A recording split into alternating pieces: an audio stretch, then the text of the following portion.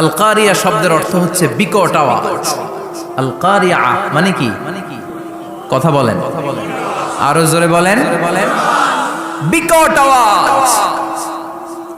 এই বিকট আওয়াজটা তৈরি করার জন্য আল্লাহ তাআলা একজন ফেরেশতা তৈরি করেছেন, যার নাম হচ্ছে ইসরাফিল। নাম কি? আমাদের মধ্যে অনেকের নাম কিন্তু আমরা ইসরাফিল রাখি, তাই না?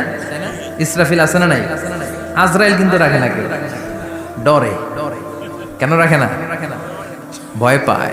কিন্তু ইসরাফিল আছে, আমার পরিচিত অনেকে আছে ইসরাফিল। তো এই ফেরেশতার পা হচ্ছে জমিনের নিচে, মাথা হচ্ছে আকাশের উপরে। এই ফেরেশতার কাজ হচ্ছে ওই বিকট শব্দ তৈরি করা। উনি একটা সাইরেনের মধ্যে ফু দিবেন, হুইসেল দিবেন, ট্রাম্পেট। ওই ট্রাম্পিটে, ওই সাইরেনে, ওই হুইসেলে ফু দিলেই শুরু হয়ে যাবে আল কারিয়া। মাল মাল ওমা আদরাকা মাল মাল। এই ফেরেশতার দায়িত্বই হচ্ছে ওই বাঁশির মধ্যে ফু দেয়া। Whistle, siren, trumpet. আরবিতে এটাকে বলা হয় আসসুর। ইদা নুফিখা ফিস সূরি নাফখা ওয়াহিদা।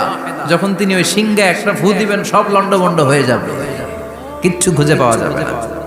আল্লাহ ওনাকে তৈরি করেছেন শুধু এই হুইসেলের মধ্যে, বাঁশির মধ্যে 3টা ফু দেওয়ার জন্য। কয়টা? উনি সৃষ্টির শুরু থেকেই এই বাঁশিটাকে 2 ঠোঁটের মাঝখানে রেখে আল্লাহর আরশের দিকে তাকিয়ে আছে, and just waiting for the green signal. আল্লাহর পক্ষ থেকে সবুজ সংকেতের অপেক্ষায়।